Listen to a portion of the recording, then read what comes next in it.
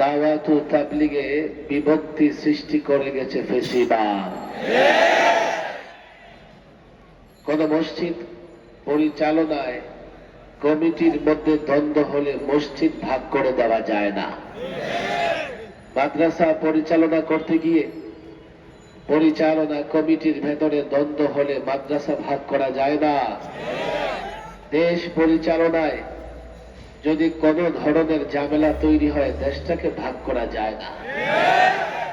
তাহলে দাওয়াত ও তাবলীগে বিভক্তি কেন? কেন দাওয়াত ও তাবলীগের নামে মসজিদ, প্রত্যেকটা মসজিদ, কাকরাইল মার্কাজ, ইজতেমা ময়দান পর্যন্ত ভাগ করা হলো? এই ভাগ করার পেছনে ফেসিবাদের, ফ্যাসিস্ট হাসিনা সরকারের মূল উদ্দেশ্য ছিল দাওয়াত ও তাবলীগকে ধ্বংস করা। আর তার আরেকটা উদ্দেশ্য ছিল আমাদের মধ্য থেকে যারা মসজিদে আসে, যারা মাদ্রাসায় আসে, আমাদের মতো পোশাক পরে, আমাদের মতো মাথায় পাগড়ি লাগায়, দ্বীন এবং ইসলামের কথা বলে, এমন এক দলকে আমাদের মধ্য থেকে আমাদের বিরুদ্ধে তথা ওলামায়ে কেরামের বিরুদ্ধে লাগিয়ে দিয়ে ওলামায়ে কেরামের কণ্ঠ স্তব্ধ করবার জন্যই এই বিভক্তি করা হয়েছিল। ফেসিবাদ গেছে, ফেসিবাদ পালিয়েছে। আজকে বাংলাদেশে দাওয়াত ও তাবলীগে কোন বিভক্তি থাকতে পারবে না। ফেসিবাদ পালিয়েছে। তবে দুর্ভাগ্য আমাদের এখনো সচিবালয়ে, প্রশাসনের নানা জায়গায় ফেসিবাদের দোসররা ঘাপটি বেড়ে আছে।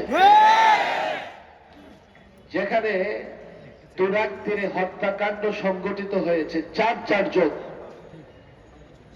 চারজন জিকিররত নিরীহ মুসল্লিকে হত্যা করবার পরে হত্যাকারীরা ছাড় পেয়ে যাবে, প্রশাসন এই দায় কখনো এড়াতে পারবে না। জামিন তো প্রশ্নই আসে না।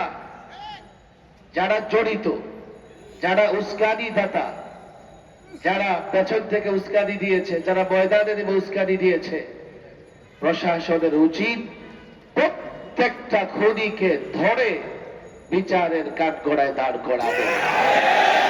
কোন খুনি কোন মসজিদে আশ্রয় নিতে পারবে না, কোন খুনি কাকরাইলে আশ্রয় নিতে পারবে না, কোন খুনি টঙ্গীর তোড়াকে বিশ্ব ইজতেমায় যেতে পারবে না।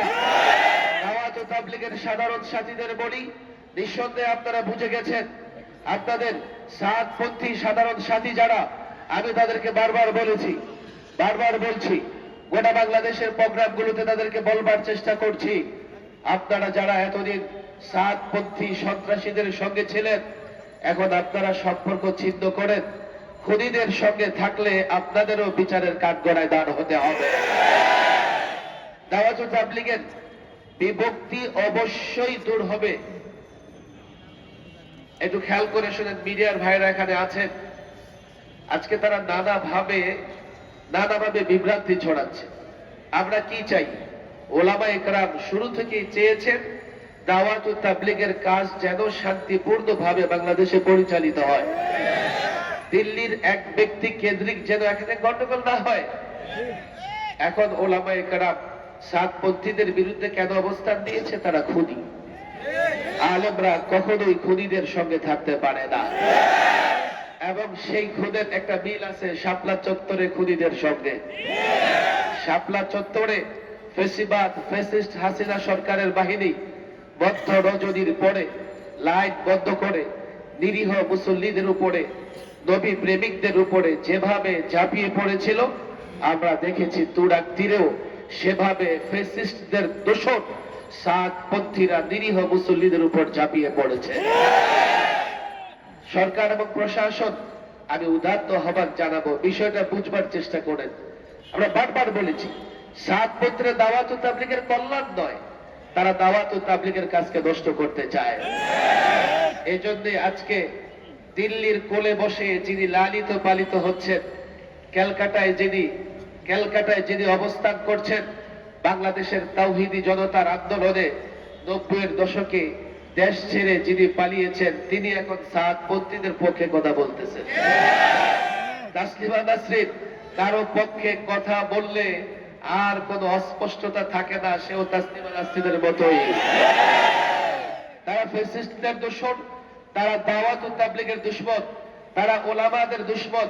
ওলামা একরাম দ্বীন হেফাজতের জন্য দাওয়াত ও তাবলীগের কাজ করছেন, তালিমের কাজ করছেন।